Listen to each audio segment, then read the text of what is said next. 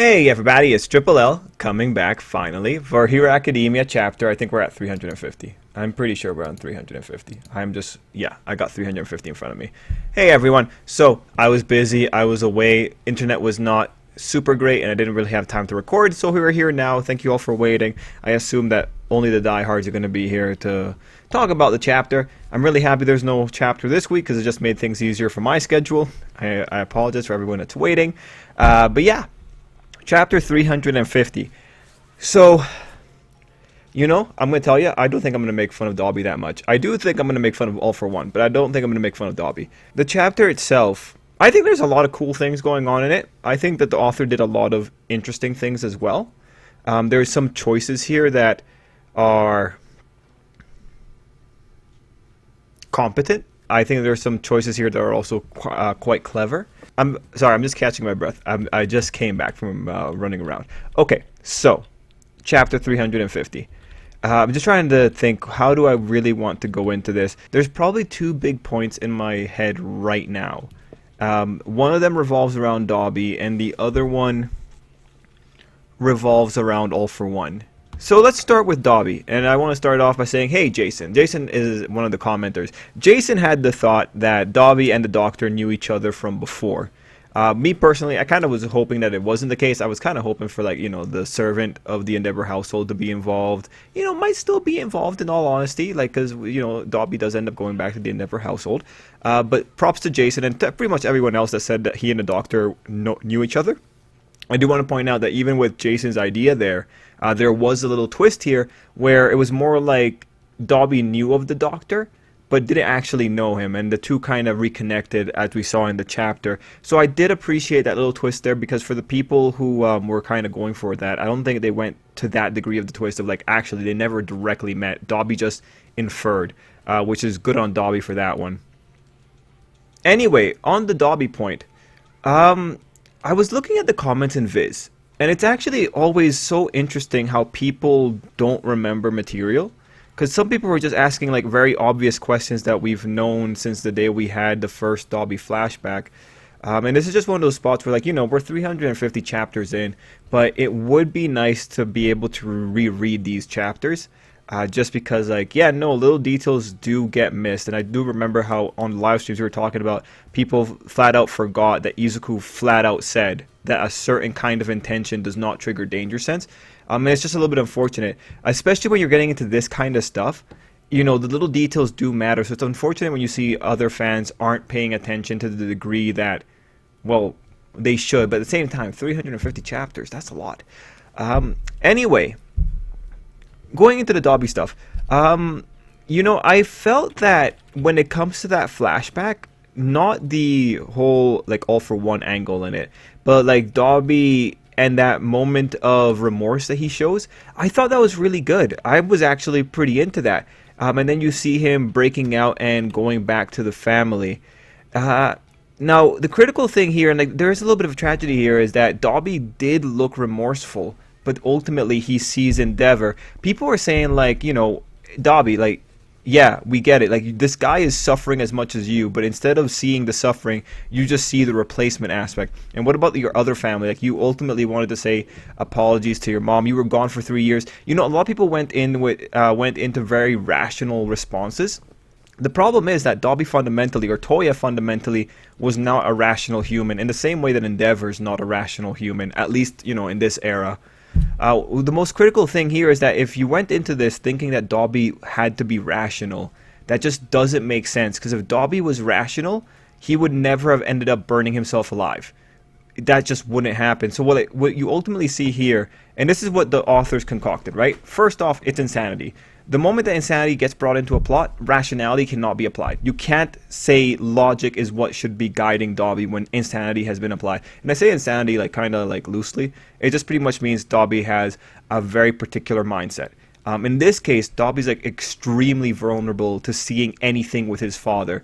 And so what ultimately happens here is that there is a moment of remorse, but ultimately the traits that Dabi carries are the ones that end up bringing him down. Now the thing here is that there's a little bit of a difference between him and Toga, because Toga is a little bit more insane, Dabi has rationality. Like what ends up happening with him is that his particular vulnerabilities kind of bias him towards one way of thinking, but otherwise he's incredibly rational. It's like it's pretty much the decision making process is like you input the endeavor factor, and then after the endeavor factor is done screwing with the decision making process, like it pretty much just like warps all decisions around it or toward it, is when all the rationality is then when all the rationality follows. This is pretty much, again, like the issue with Dabi was that his father pretty much armed him, made him someone who pretty much revolved around his father's acknowledgement, and then he suddenly takes that acknowledgement away from him. When you have that scene of him talking about like being left behind in the past, and you see Endeavor there, it's ultimately, yes, everything revolves around Endeavor. Without Endeavor, this kid does not have a good foundation, and everything is just a consequence of that fundamental lacking of acknowledgement. People are also pointing out, that Endeavor did in fact look for Toya, and they only stopped when it looked like Toya was dead. And it's like, yeah, like, again, they expect Dabi to kind of think like that, but that's impossible when he's quite literally, he has tunnel vision on Endeavor, the same way Endeavor had tunnel vision with All Might. This is just how that works out. What you have to remember is that the fundamental thing screwing up Dabi's thought process is the giant block called Endeavor. It pretty much absorbs every thought process into itself. So, on a critical note, like when it comes to the writing of this, I think this is consistent with who Dabi is. I don't think there's anything here that really looks terrible for the character. Well, at least for the flashback. Like this kind of extremism and extreme response that's provoked by Endeavor, consistent. Really, the most incredible part here was when he was saying that he was going to apologize to his mom. Honestly, did not expect that, but that made sense to me. If we're looking at this, like what the author might have been trying to do too here was to create tragedy, because the way tragedy really works is that you give like hope for the future, and then you take it away. It's a little bit hard to do it in one chapter because it's like tragedy does better the more you get to sit with it, but you can see the tragic elements there. Ultimately, Dabi is brought down by that fixation on Endeavor. I gotta say, between Dabi and Toga, Dabi is the better iteration of an insane person. For the story, for the sake of the story, because like the thing with Dabi is that he has that strange factor in him, but then he has the rationality, unlike Toga, who's pretty much like a 5-year-old child, or has the rational capabilities of a 5-year-old child. It's good when you have insanity with a purpose, or insanity with a target in this kind of situation. Okay, speaking of insanity, we move on to All for One. So my thing with All for One, this is a little bit more funny. All for One, we make so many jokes about him, and I'm thinking about White Despair in particular. Everyone that knows the commenter White Despair, you know what I'm talking about. We think about All for One, and we make jokes about him, and in this chapter, I had to constantly remind myself, like, yeah, no, man, like, All for One is actually not that obsessive. He's only obsessive with One for All, and like a previous chapter did say that there's only one power that the man has ever obsessed over, which really to me just says that All for One actually really likes One for All, not just for the quirk capability, but because of his brother being there. But the reason I'm bringing this up is just because the chapter goes in and it makes such a big deal about All for One not being able to get this quirk. And when I say a big deal, let me find the exact lines here. Yeah, like when you look at page 16, the Demon Lord himself had to abandon that frenzied flame of death. You know what that kind of line implies? It's like, oh man, this guy, so great, so mighty, who is able to get everything he wants, had to say no to something.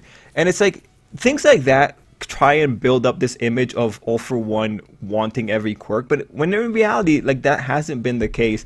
Because like when you look at pre-Camino All for One, that guy was perfectly fine to say no to Best Jesus's quirk. Like, he can actually let go of things relatively well. When you look at how passive All for One is in general, like, yeah, the guy lets go of a lot of quirks. So one of the things here is that, you have the Doctor building up this image of like, oh my god, yeah, All for One, he's gonna control everything. It's like, I kind of had to let go of Dabi there. It's funny because like All for One, the character before Camino it makes sense. But with the way that the doctor is trying to talk about him, it's like it's trying to make an idea that this guy doesn't lose as often as he does. But it's like, no.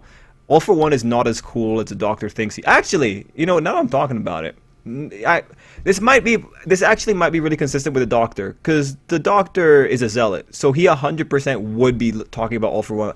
Okay, you know what? I'm reevaluating. That line makes sense for the doctor, but in my context, it was just kind of like a little bit confusing. I had to again remind myself, like, actually, yeah, like All for One is very passive. Like, All for One is a super passive guy. The thing with All for One is, like, if he had a wife, he's 100% the kind of guy that would walk in on 5 guys, 2 girls, and a Nomu having age-appropriate playtime with his wife. And he's 100% the kind of guy who would listen to the Nomu when it tells him to sit down and shut up and watch. He'd probably go over there, he'd probably sit down, he'd probably tell himself something like, oh my god, wow, those are some amazing quirks those guys are using on her. But he really wouldn't do anything else. Maybe he'd cross his legs. Like, the worst that you would get out of that situation is really All for One telling himself, like, yeah, in 20 years, when one of you guys dies of natural causes, I will 100% go and steal your quirks and turn you into a Nomu. Like, that's the kind of guy that All for One is. He kind of just sits on his hands for a long period of time. Like, really, the only time you've ever actually seen All for One be relatively proactive was in Vigilantes, when he was stealing a bunch of quirks at random from some guys at some kind of underground fight club. Like, otherwise, the guy's just kind of... he just kind of doesn't take advantage of things, right? So that's the thing that you have with All for One. You have the doctor talking him up, but he's really just a passive guy that sits in his man cave. Yeah, that's All for One. Welcome to Hero Academia. Anyway, going back on the All for One point here, it was just interesting the way that the doctor was talking about him. Anyway, I think there's a few more points about All for One, but we'll have to go into the page-by-page walkthrough here to like really appreciate it. Anyway, let's start doing that. We start on the first page. Now, this is actually a big page that I have like a little bit of an issue with, just because it's very contrived. It's like, oh, on the day of the operation, you're still getting new information out of the doctor. Like, in my mind, I'm thinking like, all right, bro, you were interrogating this guy. He's giving you new information about Dabi. He seems pretty talkative. Like, all of a sudden, randomly, he just starts spouting out about Dabi. Now, mind you, like when you're reading this makes sense in context because like Dabi is relevant right now. But like in the world, this is ridiculously strange. Of all the people that he's talking about, Dabi, right? Like all of a sudden he just starts here. And then the gorilla goes into like, be quiet. And it's like, bro, if this guy is talking, do you tell him to be quiet? Like, the big question here is, how did this interrogation go? How did they not have this information about Dabi before? Why are they finding out on Doomsday? Why didn't they actually do their jobs and get some good information? Why didn't they get the lie detector quirk in here, or like some kind of truth compulsion quirk? Yo, man, Nemto, holy crap, bring Nemto back into the story and make him compel the truth out of this guy. Anyway, the point here is just, it's very odd, it's very strange. It makes the police kind of look incompetent. Now, to Horikoshi's credit, what's really good here is that he actually never told us how these guys approached the interrogation. He never told us what methods they used. He only told us like one bit of information that came out of the interrogation. We actually don't know if that bit of information was one among hundreds of bits of information. Now, the reason that that's valuable is just because when you're someone who either needs the plot to move a particular direction, or you're someone who doesn't know anything about a particular subject matter, and you're also on a deadline, so you don't have the ability to go and learn about the thing you want to talk about adequately, it's 100% the best move to keep it vague or make up completely new rules. And what that is to say here is that in those kind of situations, you don't want to lock yourself in. The thing with vagueness is that it gives a lot of freedom to both the author and the reader. The thing with specificity is that it makes the author look really, really good if they're able to pull it off, but it kind of takes things away from the imagination. One of the issues with All for One, I think, is that he's way too overexposed. There's like less vagueness to the character, so you actually can't see the ways in which he's actually smart, because they're kind of, you just kind of see how stupid he is most of the time.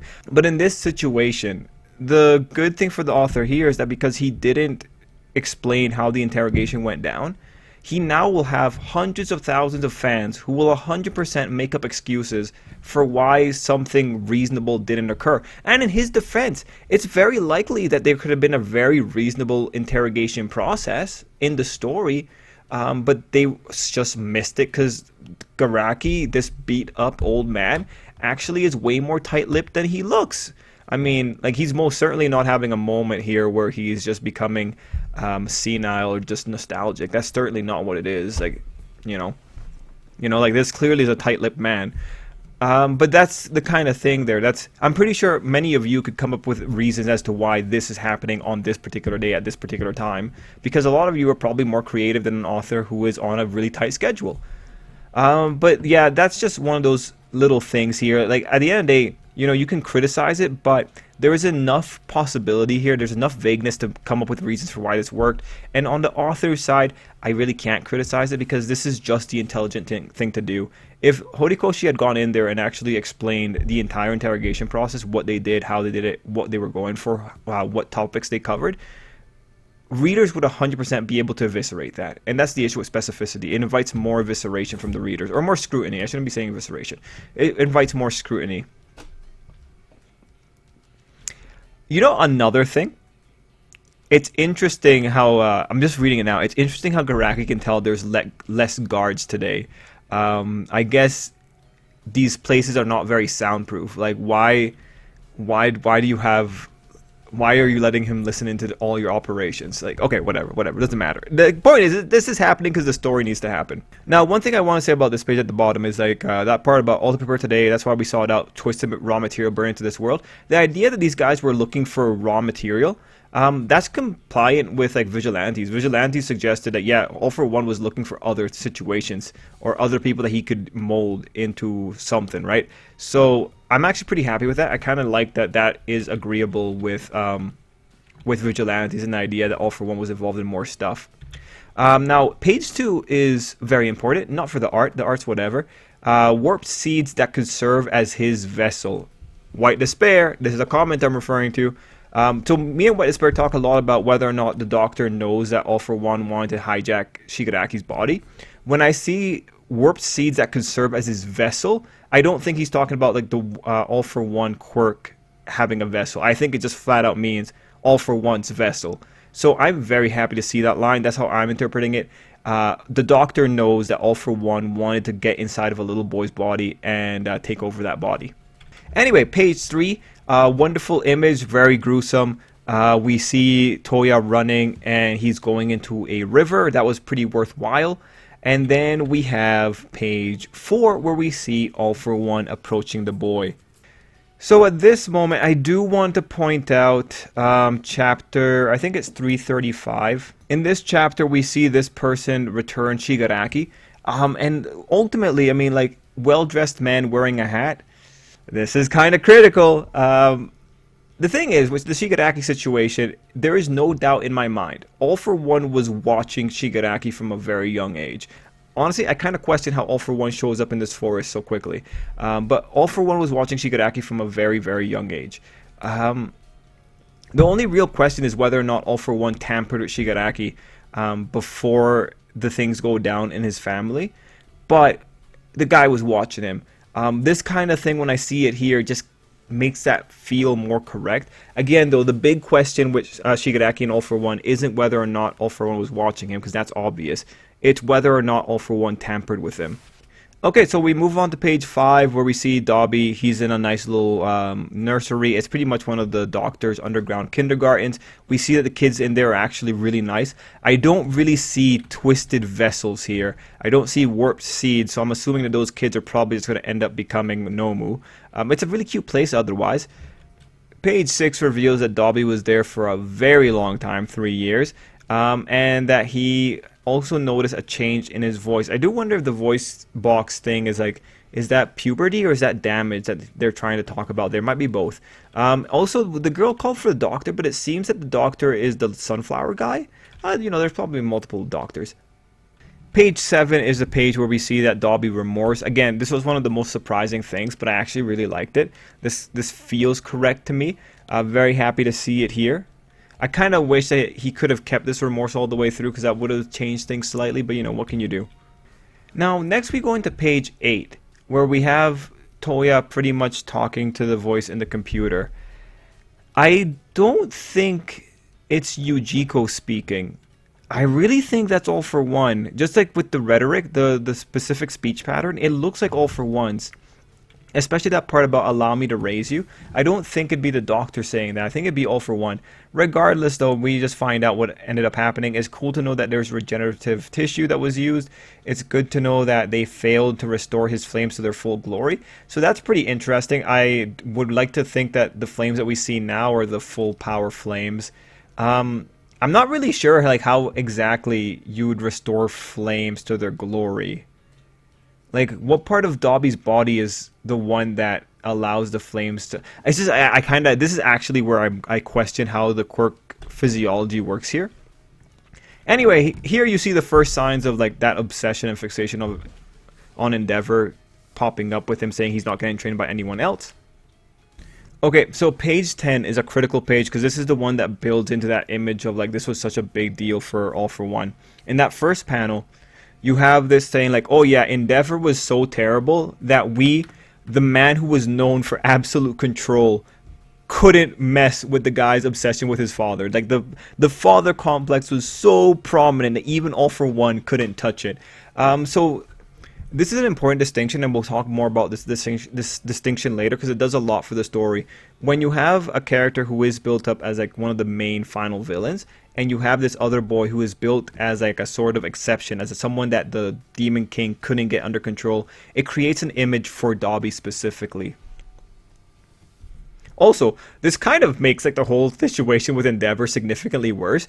We always talk about like how would the Endeavor and All for One fight go, like if it's gonna have any rhetoric. But right now, like you pretty much have All for One fighting a guy that created a monster that not even All for One could control. That might be the rhetoric that All for One kind of leads into. Like, yeah, man, like I might be a monster, but man, I wish I could do what you did to Toya. That might be what All for One goes down, and that would make a very interesting dynamic. The second panel, really important, vessels for the Demon King. Excellent. A seedbed of ferocity and hatred. Those little girls did not look like ferocity incarnate, but like, what do I know? I do think the timeline works here, but someone correct me if I'm wrong, because I'm pretty sure like Shigaraki was taken much younger, so this would kind of work out here. Anyway, the doctor calls Dabi one of those failed experiments. Good to know how they see him. And then we have another critical line here with the ape, where he says, more crap about how All for One planned everything out from the start. Now this line is incredibly vital because again, this seems to be a line that points to the author's self-awareness here. That oh yeah, All for One has his hand in so many pies. Thing is, like honestly, like I don't think All for One actually is involved in everything. Like we know with Redestro was pretty independent from All for One. There was no real mixing there because Redestro's philosophy is fundamentally opposed to All for One's. So it's interesting that the author felt the need to have to bring this up because, like, again, I know. Like, All for One was involved in the long con with Shigaraki and the One for All stuff, but there's other parts of the Hero Academia world that seem largely unaffected by All for One. Like, All for One isn't involved in the Gaunt situation. That's pretty much something of Hero Society's own doing. Shizaki's situation as well wasn't impacted by All for One, not directly that we know of. It's not like All for One, like, just made that guy an orphan. So, you know, it's interesting that the author had this gorilla bring it up. And it just kind of indicates to me that the author might be a little bit paranoid about this point. I do appreciate that he has a character pointing it out, but it's not that bad that it had to be pointed out. Like, All for One's plans really are just Shigaraki, because, like, he has nothing to do with Spinner, Toga, Twice, who are, like, the other significant players here. Anyway, the last thing on page 10, with this really amazing page, was, again, a distinction on Dabi, that one boy.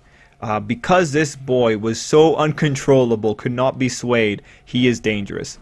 On page 11, we have the explanation of how those two were able to meet up again and have the conversation. The most important thing on page 11 is, of course, that note that he was not supposed to live for more than a month. And then Yujiko points out that he understood that the thing that kept him here was that pure blazing grudge. Okay, you know, They're pretty much saying the heart is the strongest muscle here. Dabi is just willing himself to life. Again, another really big distinction for Dabi. On page 12, we also find out that there was a big surprise here occurring, that Dabi actually did go home. And at this point, I mean, I am legitimately hoping that the servant in the Endeavor household was able to see Dabi. But you know, I'm ready to give that up. This was a solid segment. Again, I didn't see any particular problems here with Dabi having this little bit of a relapse. Again, he's fixated on Endeavor. We go into page 14 and 15. What are the important things here? We have Dabi speaking about how he honed his flame, so that's just explaining why he was so powerful. He was watching everything his father was doing. He was imitating him. We see that he is burning up in real time here. Oh, I think at this point also, like by this point, Dabi had mentioned that, right, there it is. When he was talking to Yujiko, he said that this seemed like the perfect place for my funeral. If you guys have been following me, you know that for a long time I've been saying Dabi's going to go out in a blaze of glory here. And when I look at the pages when I look at page 14, that's what I really see there. It's just flat out, this man's going to burn himself alive if it means taking down everything that Endeavor holds dear, including Shoto. So for me, when I see Shoto saying that he's been prepared to die from the start, it's like, yeah, like that's pretty obvious when it comes to Dabi there. So consistent, solid, works there. On page 15 at the end, we have the Doctor creating another metaphor. Heat is energy born of living things, and as they move and thrive, all for one who seeks to live forever had no use for that mad heat rushing headlong toward death. This is pretty much just justifying why all for one didn't really care for it. And we finally get to that abandoning of that frenzied flame of death. So at this point, what's really important to recognize here about Dabi is that there are 3 significant villains now. It's not Shoto. Sorry, I'm looking at Shoto's face. It's Dabi, it's Shigaraki, it's all for one. Now, for a lot of you, like Jason Thomas, for example, Dabi is a significant villain, but what the Doctor has done, he's made Dabi so special that he sort of rivals Shigaraki in specialness. Shigaraki is the perfect vessel, and Dabi is the one person that could never be made into anything useful for All for One. This Dabi is significantly more important than Toga, significantly more important than Twice, significantly more important than Mr. Compress, significantly more important than Redestro. This is pretty much one of the top 3 villains within the manga. Maybe I'm not fully conveying the importance of this, but this is an extremely significant thing. This entire chapter was pretty much establishing why Dabi is important in the cosmology of Hero Academia. Mind you, it's based entirely about All for One's opinion of him, but since this is a manga that kind of revolves around All for One and his ideas, that's why it's so significant a thing. All for One will never have a significant opinion about Toga. All for One will never have a significant opinion about Spinner. He doesn't really care. But Dabi, yeah. So one thing that should also carry through here is that you can see that the villains are not created equal, and you can see what it actually looks like when the author has fun with a villain. And Dabi is pretty much the best example of that. Mind you, like, one thing about Dabi that we've been saying for a very long time is that Dabi's a really good character because the author isn't afraid to make fun of him. He's not afraid to point out how bad or how stupid the man is, and that's what makes him more compelling. When I look at this guy burning himself alive, 100%, this is the face of an idiot. But idiots can be scary, and this guy's full on idiocy right now. Like pretty much the idiocy is fueling that fire, and that makes him a lot more terrifying. This is completely different than Toga, who has the rational capabilities of a 5-year-old child. This is actually a fairly credible threat, and now you have the author giving him an incredible significance by making him the one that got away from All for One, or the one that All for One had to abandon. Although, again, like, a lot of things don't go All for One's way. Like, that's just the Doctor's frenzy there. I hope that fans realize Dabi's obsessed with Endeavor. Anyway, I'm looking at that page of Dabi again, and I'm just looking like how his fingers are kind of just all covered in flames. That's a really cool look. But yeah, I also do like how the author showed Dabi just burning away more and more. And with his final words on 17, it's really just showing that, yeah, Dabi just wants to make his dad suffer. He doesn't necessarily want to kill his dad. He just wants to see good old Pop cry. I can understand that. Anyway, guys, that's my thoughts. Thank you so much for watching. I hope I was able to get everything I wanted out there, and I hope you guys were able to understand. Yeah, I'm gonna call it there. I don't know if I'll be making videos this next coming week, but I'll be trying to. Anyway, guys, thank you so much for watching. Live streams will be returning next week, and yeah, till next time, have a great day. Oh, happy Easter as well. See ya.